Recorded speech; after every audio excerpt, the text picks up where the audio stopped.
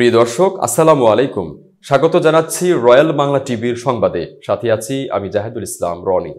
এখন দেখবেন নারায়ণগঞ্জ থেকে প্রতিনিধির পাঠানো ভিডিও চিত্রে রয়্যাল বাংলা টিভির সংবাদ। বিএনপির ভারপ্রাপ্ত চেয়ারম্যান তারেক রহমানের ৩১ দফা বাস্তবায়নের লক্ষ্যে মাঠ পর্যায়ে কাজ করে যাচ্ছেন কলেজ পড়ুয়া ছাত্র জীবন থেকে হাজী আব্দুল লতিফ ভূঁইয়ার সুযোগ্য সন্তান মোহাম্মদ আজহারুল ইসলাম। আজহারুল ইসলামের জন্ম ২৫০০ উপজেলার ব্রাহ্মণদী ইউনিয়ন মারওয়াদি গ্রামের ৮ নং ওয়ার্ডে। ছাত্র জীবন থেকেই বাংলাদেশ জাতীয়তাবাদী দল বিএনপির রাজনীতি করে আসছেন আজহারুল ইসলাম। তিনি বলেন, বিএনপির বর্ষিয়ান নেতা বদরুজ্জামান খসরুর হাত ধরে রাজনীতিতে পথ চলা। বর্তমানে নজরুল ইসলাম আজাদ এর নেতৃত্বে তারেক রহমানের ৩১ দফা বাস্তবায়নের লক্ষ্যে নির্লসভাবে মাঠ পর্যায়ে কাজ করে যাচ্ছেন বাংলাদেশ জাতীয়তাবাদী দল বিএনপি ২৫০০ উপজেলার সাংগঠনিক সম্পাদক আজহারুল ইসলাম। রয়্যাল বাংলা টিভির সাক্ষাৎকারে তিনি বলেন, আওয়ামী লীগ সরকারের আমলে আমার নামে ২২টি মিথ্যা মামলা হয়েছে এবং ফ্যাসিস্ট সরকারের সন্ত্রাসী নজরুল ইসলাম বাবুর অত্যাচারে গ্রাম ছাড়া হয়েছি। আমার ব্যবসা বাণিজ্য সব ধ্বংস করে দিয়েছে আওয়ামী লীগ সরকারের দোসর নজরুল ইসলাম বাবু ও তার লোকজন। বিস্তারিত দেখুন ২৫০০ থেকে প্রতিনিধির পাঠানো ভিডিও চিত্রে।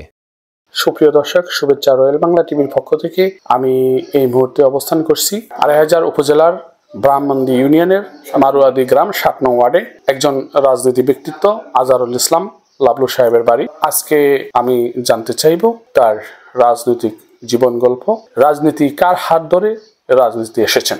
সাথে থাকুন। বিসমিল্লাহির রহমানির রহিম। আমি ধন্যবাদ জানাই রয়্যাল টিভিকে। আমি ১৯৯০ সাল থেকে এই রাজনীতির সাথে জড়িত এবং ২৫০০-এর সর্বস্তরের মানুষই ছিল তখন। বদরুজ্জামান খান খসরু সাহেবের নেতৃত্ব নিয়ে ২৫০০-এ বিএনপি গঠিত হয়। একই সাথে আমরা এই বিএনপির পথ চলা শুরু।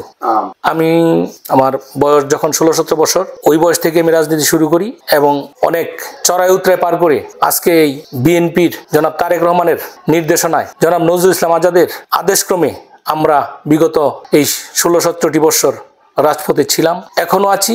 ভবিষ্যতে যখন ডাকবে দল আমাদেরকে যেইভাবে ডাকবে, আমরা অবশ্যই ওই জায়গায় আমরা সাড়া দেব।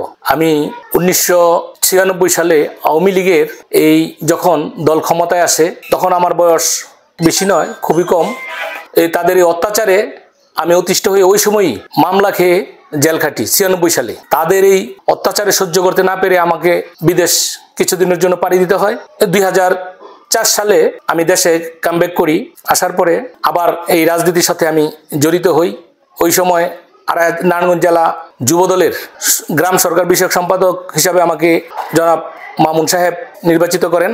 এরপর থেকেই আমার ২৫০০ থানা যুবদলের সাধারণ সম্পাদক একবার মামুন ভাইয়ের হাত ধরে হই। ৩-৪ বছর পর আবার মামুন, রিপন, মোশারফ এবং মুকুল, তারা আমার কর্মকাণ্ডে সন্তুষ্ট হয়ে পুনরায় আমাকে আবার এই যুবদলের সাধারণ সম্পাদকের দায়িত্ব দেন। আমি কার্যক্রম করতে থাকি। করার পর জনাব নজরুল ইসলাম আজাদ সাহেবের নেতৃত্বে আমরা সব দলকে সুসংগঠিত করি। ২৫০০ থানায় যখন কেউ ছিল না, এই জনাব নজরুল ইসলাম আজাদ সাহেব আমাদের এই দলের হাল ধরে, ওনার সাথে আমরা কাজ করতে থাকি। উনিও আমার কাজ সন্তুষ্ট হয়ে ২৫০০ থানা বিএনপির সাংগঠনিক সম্পাদক হিসেবে নির্বাচিত করে। সাংগঠনিক হিসেবে আমার কার্যক্রম চালাচ্ছি নজরুল ইসলাম আজাদ সাহেবের নির্দেশে। বর্তমানে রানিং সাংগঠনিক সম্পাদক ২৫০০ থানা বিএনপির নির্দেশনা চালিয়ে যাচ্ছে আর কি। এই বিগত ২০০৮ সাল থেকে আওয়ামী লীগ যেই নির্যাতন ২৫০০-এর এই নজরুল ইসলাম বাবু হায়নার এই নির্দেশে ২৫০০-এর বিএনপি জনমানুষ এবং নেতাকর্মী, নজরুল ইসলাম আজাদ সহ যত নেতাকর্মী আছে,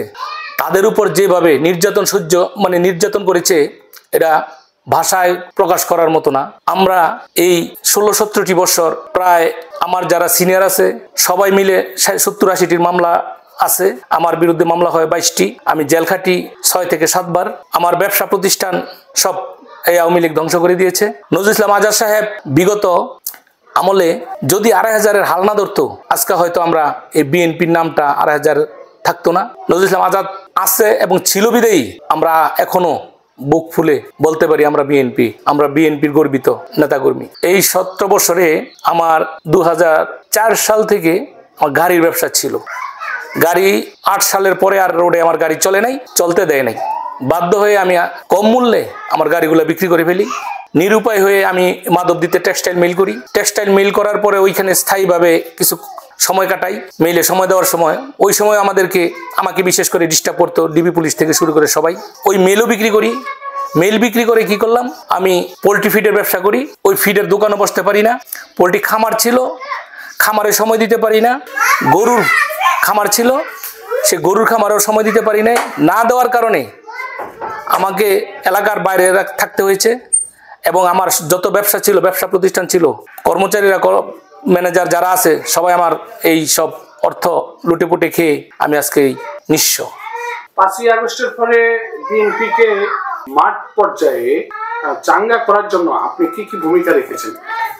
মাঠ পর্যায়ে চাঙ্গা করার জন্য আমি প্রত্যেকটি আমার ইউনিয়নের প্রত্যেকটি ইউনিয়নে আমাদের জনসভা হইতো, আমরা জনসভায় সম্পৃক্ত হইতাম। এমনকি আমার একক নেতৃত্বে নজরুল ইসলাম আজাদ সাহেবের নেতৃত্বে আমার ইউনিয়নে প্রত্যেকটি ওয়ার্ডে জনাব তারেক রহমানের বার্তা ঘরে ঘরে পৌঁছে দেওয়ার জন্য প্রত্যেকটি ওয়ার্ডে আমি প্রচারণা চালাইতাম। আমি কিছুদিন পূর্বে জনাব তারেক রহমান সাহেব আমাদেরকে 31 দফা বাস্তবায়নের লক্ষ্যে মাঠে কাজ করার জন্য নির্দেশনা দিয়েছেন। আমরা সেই নির্দেশনা অনুযায়ী নজরুল ইসলাম আজাদ সাহেবের নেতৃত্বে আমি বিশেষ করে লিফলেট বিতরণ থেকে শুরু করে যত কর্মকাণ্ড আছে সব আমি করেছি। ওনার নির্দেশ অক্ষর অক্ষরে আমরা পালন করছি। আমি এই 5 তারিখের যেই বৈষম্য বিরোধী আন্দোলনের যেই কথাগুলো আসছে, আসলে এটা 5 তারিখের নয়, এটা আমরা জনাব তারেক রহমানের নেতৃত্বে বিগত 16টি বছর এই আন্দোলন করতেছি। এটা একদিনের ফসল নয়, একদিন বা 2 দিনের ধাক্কায় এই স্বৈরাচার শেখ হাসিনা দেশ ছেড়ে পালাতো না। আমরা বিএনপি এবং অঙ্গ সংগঠনের যত দল আছে সবাই একসাথে 16-17টি বছর প্রচুর পরিশ্রম করার ফসল এইটা আমি বলবো। কারণ জননেতা তারেক রহমান যে 17টি বছর এই নেতাকর্মীদেরকে নিয়ে রাজপথে কাজ করেছে, আমরা এই ছাত্রদের সাথে ছিলাম বলেই কিন্তু আজকে হাসিনার পতন হয়। আরেকটি কথা, 5 তারিখের পরে যে বাংলাদেশে নতুন নতুন নেতার জন্ম হয়েছে, হ্যাঁ 5 তারিখের পর নতুন নেতার জন্ম হয়েছে, তারা আসলে অরিজিনাল বিএনপি না। তারা হলো আওয়ামী লীগ আসলে আওয়ামী লীগ, বিএনপি আসলে বিএনপি, এই ধরনের রাজনীতির সাথে তারা জড়িত। এখন যারা অরিজিনাল বিএনপি তারা এখন আমি দেখছি এই 5টা বিএনপি যারা নতুন 5 তারিখের পরে আসছে তাদের বীরে হারিয়ে যাচ্ছে।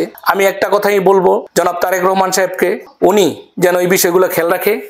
নতুন 5 তারিখের পরের বিএনপি যেন কোনোদিনই যেন সামনের কাতারে আসতে না পারে, আপনি দয়া করে সেদিকে খেয়াল রাখবেন। এবং আমি আরও কথা বলবো, সেটা হলো 2,500-এর মাটিতে যেন জনাব নজরুল ইসলাম আজাদ সাহেব এই 5টা বিএনপি 5 তারিখের পরের বিএনপি যেন আমাদের মাঝে কোনো ভেদাভেদ সৃষ্টি করতে না পারে, সেজন্য দয়া করে আপনিও আমাদের দিক নির্দেশনা দিবেন কিভাবে বিএনপিকে সুসংগঠিত করতে পারি এবং 5টা বিএনপিকে কিভাবে আমাদের কাছ থেকে দূরে সরাতে পারি সেই নির্দেশনা দিবেন।